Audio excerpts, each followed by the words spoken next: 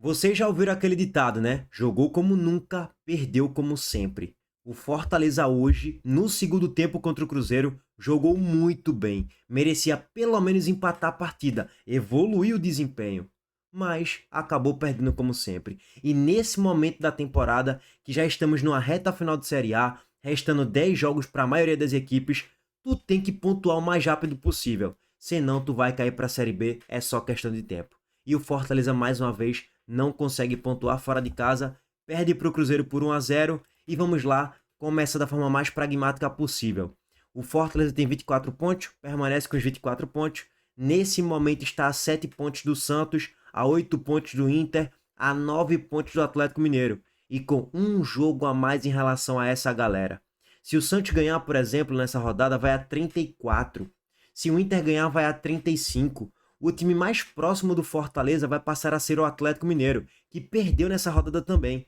E aí o Fortaleza ficaria a 9 pontos do 16º colocado, restando 10 partidas. E o pior é que o próximo jogo do Fortaleza é só contra o Flamengo. Ah, mas é no Castelão. Ah, mas o Flamengo vai poupar peças. Será que o Flamengo vai poupar peças mesmo? O Flamengo disputando ponto a ponto com o Palmeiras para ver quem vai ser campeão brasileiro? Eu não acredito nenhum pingo nisso. E se poupar peças, o banco do Flamengo é Luiz Araújo, Everton Cebolinha, Samuel Lino, sei lá, talvez um Carrascal da vida. Porra, você tem um time extremamente qualificado em quase todos os setores. Que mesmo mesclando a equipe, o Flamengo no mano a mano vai ganhar de 11-0 do Fortaleza ou 10-1 e vai ser favorito no Castelão, em Júpiter, em Saturno, em Marte ou no Maracanã. E o Flamengo já meteu 5-0 no Fortaleza. Então a tendência é que essa disparidade que hoje está em 7 pontos aumente para 8, 9, 10, 11 ou até 12 pontos nos próximos dois jogos, na próxima rodada da Série A, e que essa também deve ser aumentada, que nem acabou ainda a rodada 28 da série, 29 da Série A. E aí, só para pegar o gancho, probabilidades atualizadas. O Fortaleza perdeu. Nesse momento, aumentou a probabilidade de cair, estava em 87% por volta disso, 86 em os quebrados, próximo de 87 e agora já está em 90,8. Se o Santos ganhar nessa rodada, essa probabilidade de rebaixamento de 90,8 vai disparar para 95%. Eu não tenho a menor dúvida em afirmar isso. E para complementar, né? O Fortaleza, desde a 12ª rodada, ele flutua entre 18º e 19º. Passou mais tempo na vice-lanterna do que na 18ª colocação. Pode retomar ao posto de vice-lanterna amanhã. Se o Juventude ganhar do Bragantino, ou até mesmo com um empate, o empate não seria suficiente não, por causa do saldo de gols. Mas se o Juventude ganhar do Bragantino, vai a 26 e passa ao Fortaleza também. É, meus amigos, é ferro forte no Fortaleza. Pegando o gancho do Atlético Mineiro, o Atlético Mineiro perdeu mais uma, não jogou absolutamente nada, tomou um vareio de bola do Corinthians. Se Yuri Alberto tivesse com o pé na forma, se os atacantes do Corinthians tivessem com o pé na forma, era 3-0 fora o vareio de bola. O Atlético Mineiro não joga nada, é um time que está em frangalhos. E sim, se o Vitória reagir forte no campeonato, o Atlético corre riscos de rebaixamento. Mas para isso, a galera do Z4 tem que incomodar a rapaziada que tá ali, ó, em 13º, 14º, 15º, 16º. Porque não adianta, o Atlético tá uma merda, tá apanhando de todo mundo. Beleza, irmão. E como é que tá a situação do Vitória? Ah, tá ruim. E o Fortaleza tá uma desgraça. E o Juventude não ganha de ninguém. E o Sport já tá rebaixado. Então, na prática, não vai mudar em nada. O Galo não corre riscos de cair, enquanto o 17º não reagir com força, tá? Bom, mas o futebol é ridículo. É ridículo, é patético. E eu não pouparia peças na Sul-Americana não, viu? O Atlético Mineiro vai pegar o Independente Del Valle nos próximos jogos aí, no próximo meio de semana que vem e no outro. E nesse meio tempo tem Série A, contra o Ceará na Arena MRV. É bom ganhar do Ceará, viu? Confronto direto. Porque se vai perdendo, perdendo, empatando, perdendo, daqui a pouco a zona de rebaixamento vai ficando cada vez mais próxima também. É bom abrir o olho. Pegando o gancho aqui para falar do Cruzeiro, o Cruzeiro venceu do próprio Fortaleza de 1-0, chegou a 56 pontos, não vai brigar para ser campeão, não briga pelo título, tá a 5 pontos do Palmeiras com 2 jogos a mais. O Palmeiras tem 2 jogos a menos, gente. Se o Palmeiras, sei lá, ganha um desses 2 jogos a menos que tem, vai a 64, já abre 8 do Cruzeiro, pelo amor de Deus. O elenco do Palmeiras é muito melhor do que o elenco do Cruzeiro. A bola do Palmeiras é muito melhor do que a bola do Cruzeiro. E a pontuação do Palmeiras é muito superior à pontuação do Cruzeiro. Então todos esses elementos colocam a disputa do título do Cruzeiro, para mim, torna impossível isso aí. O Cruzeiro não vai brigar pelo título. Tá muito distante. E hoje foi a prova disso. Suou sangue para ganhar do Fortaleza. Empatou contra o Sport. Perdeu para o Ceará. Todos esses jogos que eu acabei de citar no Mineirão. Um time que quer disputar título, não pode perder tantos pontos assim, ou pelo menos não pode jogar tão mal assim, tantas partidas em casa, com o apoio do seu torcedor, e ainda acha que vai brigar pelo título. Não vai, irmão, não vai. Essa é a realidade. Jogou mal contra o São Paulo, mas venceu. Jogou meia boca contra o Bragantino, mas acabou vencendo. Jogou mal contra o Sport, merecia perder. Jogou mal contra o Fortaleza e merecia ter tomado pelo menos um empate. Então, assim, é um desempenho fraco para quem quer ser campeão. Agora, lógico, para o Cruzeiro, que tem um bom elenco para ser quarto colocado, para ser terceiro lugar, para pegar a vaga na fase de grupos da Libertadores, tá tudo certo. Tem gordura muito boa criada já, tá a 13 pontos do quinto colocado, tá tranquilo, tá suave. O Cruzeiro vai estar na fase de grupos da Libertadores em 2026. Ponto. A temporada do Cruzeiro ela é boa, pode ser excelente se for campeão da Copa do Brasil, que pode ser campeão da Copa do Brasil. Mas o debate na disputa por título de Série A, esquece, que não tem a menor possibilidade jogando esse futebol e com um elenco que de certo modo é limitado. O time é bom, mas o elenco, as peças no banco são escassas, são fracas. Algumas poucas peças ali no banco de reservas são peças interessantes. A maioria são jogadores limitados mesmo, tá, gente? Essa que é a realidade. Que aniversário do Fortaleza, hein? 107 anos caindo para a Série B. Parabéns pro Nenê. Mais uma derrota no dia do aniversário.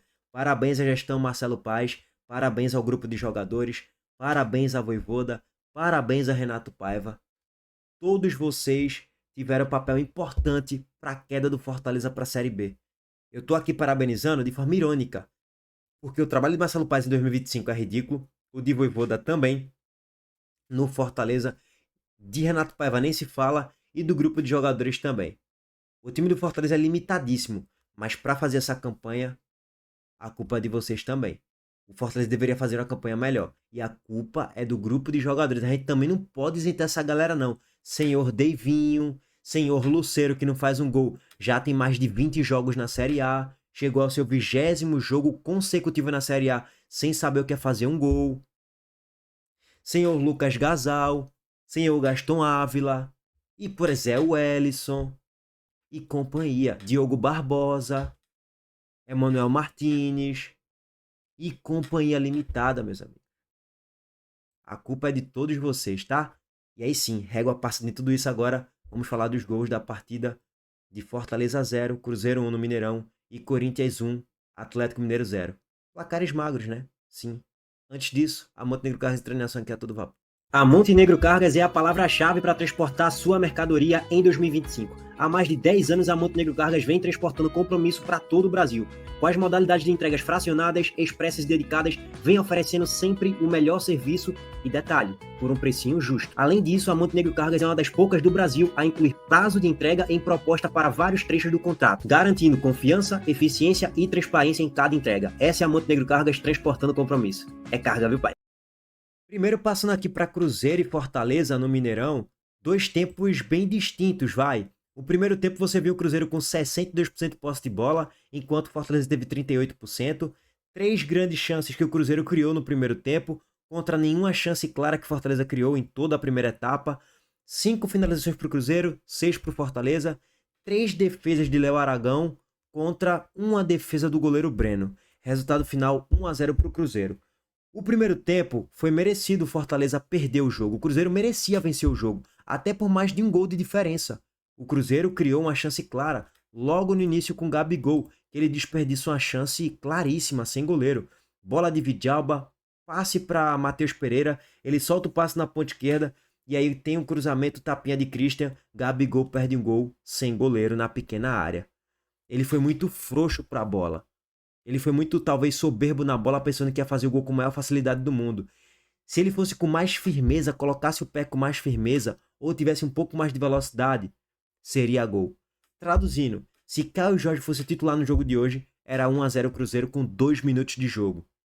Caio Jorge nem foi relacionado porque ele está cumprindo suspensão, foi expulso no jogo contra o Atlético Mineiro. E não demorou muito para o Fortaleza tomar o primeiro gol não. Aos 20 minutos de jogo, boa jogada do Cruzeiro pela esquerda, Arroio pedala, solta o passe para Matheus Pereira carrega, solta o passe para Arroio, ele passa por Rodrigo Santos e aqui é o detalhe, né? Vamos voltar aqui um pouquinho, porque teve papel importante de Gabigol nesse gol também.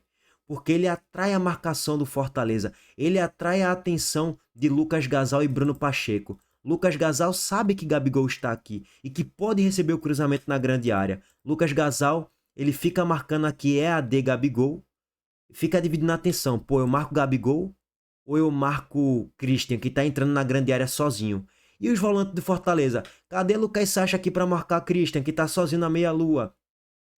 Cadê Pochettino para marcar Christian aqui na meia-lua? Tá todo mundo dormindo, né? Todo mundo tirando um cochilo? Tá de brincadeira, né, meu irmão? Então, assim, Gabigol teve um papel importantíssimo nesse gol para atrair a marcação, gerando aqui um pouco mais de espaço para Christian fazer o gol do Cruzeiro. Detalhe, né?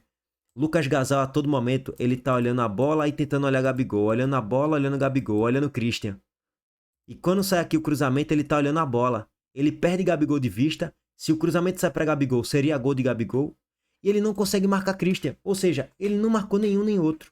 Gabigol, Christian sozinho, pênalti com bola rolando, faz 1-0 pro Cruzeiro com 20 minutos do primeiro tempo. O Cruzeiro começou melhor, agredindo mais o Fortaleza, tendo mais a posse de bola e fazendo o primeiro gol da partida. Tava dando só Cruzeiro nesses primeiros minutos de jogo. Lógico que é aquele só Cruzeiro com mais volume, mas não era um Cruzeiro avassalador, um Cruzeiro intenso no campo de ataque todo momento, não. Era um Cruzeiro melhor do que o Fortaleza, ponto. Nada muito além disso. Que ia criando jogadas, com jogadas trabalhadas, com Gabigol, com Matheus Pereira, com Arroio, que fez um ótimo primeiro tempo, mas longe do Cruzeiro praticar um ótimo futebol. Muito longe, tá? Mas ainda assim, era o Cruzeiro que jogava melhor. O Fortaleza erra o passe aqui no campo de defesa, o Cruzeiro recupera a posse, tem um passe aqui para Gabigol na grande área, finalizar, boa defesa de Breno. No rebote, Gabigol finaliza de novo e a bola raspa a trave. Isso aí aconteceu, o lance aconteceu aos 22 minutos. Depois daí, a outra chegada do Cruzeiro com perigo foi aos 44 minutos do segundo tempo. Tem um hiato aí de 1 hora que o Cruzeiro simplesmente não fez nada.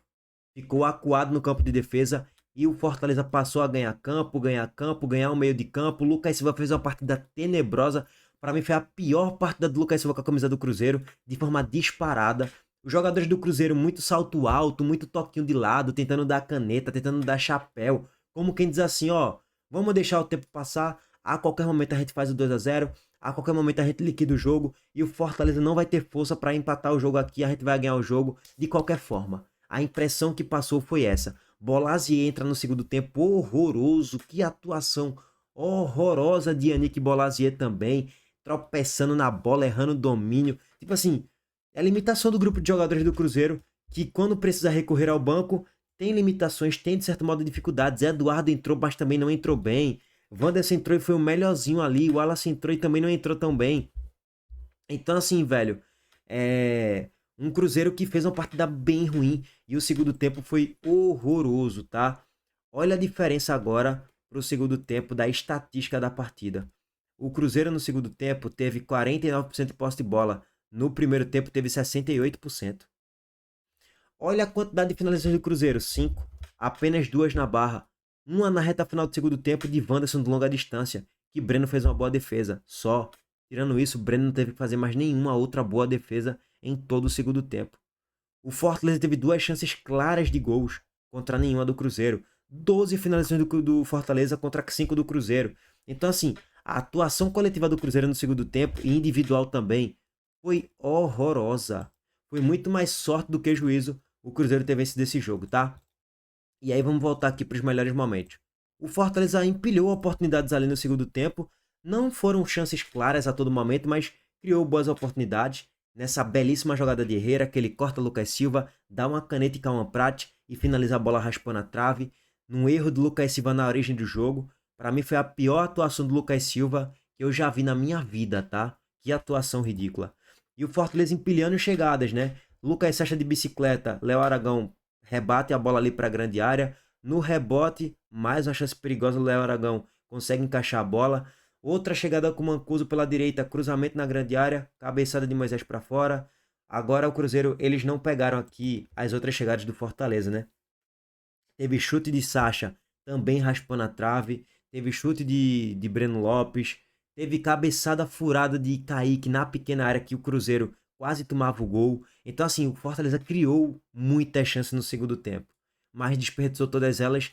Se você for analisar aqui estatisticamente falando, o Fortaleza das 12 finalizações só chutou uma na barra, que foi aquela bicicleta do Lucas Sacha, que Léo Aragão poderia até encaixar. Ele rebota a bola ali para a grande área e consegue salvar o Cruzeiro. Bom, mas enfim. Jogo horroroso do Cruzeiro, mas no final das contas venceu, é o que importa, né? Pois bem, é o que importa no final das contas. Passando aqui rápido para Corinthians e Atlético Mineiro, o Corinthians perdeu um caminhão de gols também, tá? Yuri Alberto perdeu gol, o Michael perdeu gol, mas o Corinthians acabou vencendo o jogo por 1-0 e se distanciou ali um pouco. Ó, pai, que chute horroroso de Yuri Alberto, velho. Ele chutou a bola para fora do estádio praticamente. Outra jogada de Depay, passe aqui para dentro e Yuri Alberto perde mais um gol. Bizarro, né? Aliás, foi Michael que perdeu aquele gol. Yuri Alberto chega na grande área e finaliza travado. Impressionante assim como o Yuri Alberto voltou a ser o Yuri Alberto do início de 2024. O início de 2024 foi horroroso. A única chegada do Atlético Mineiro perigosa foi essa daí, com a cabeçada de Juan na trave, no travessão. Só. Tirando isso, o Galo não fez mais nada em toda a partida. Absolutamente nada. E o Corinthians de tanto bater, martelar, martelar, uma hora a bola vai entrar também, né, irmão? Golaço de Michael de longa distância, finalizou ali no canto, bochecha da rede praticamente, sem chances para Everson fazer a defesa. E aí, ó, mais chances claras que o Corinthians vai perdendo com o Depay dentro da grande área e o Corinthians chegando de novo. Cara, que atropelo, viu? Lembrou um pouco o Atlético Mineiro e Fluminense, que o Galo tomou 3-0 com vaga para mais. Pois bem, era para ser uns 3-0 hoje na Neoquímica Arena. 1-0 ficou barato pro Atlético Mineiro, deu sorte. E o Atlético Mineiro é o pior time do retorno da Série A. Bizarro, né? Pois bem, bizarro. Bom, meus amigos, é isso o pente fino geral aqui dessa 29ª rodada. Pelo menos os dois jogos iniciais, Corinthians e Galo e Cruzeiro e Fortaleza. É tromba no neném, viu? Mais um jogo perdendo, mais uma rodada na zona e a Série B é só questão de tempo. Valeu, gente. Abraço pra todos vocês. Tamo junto.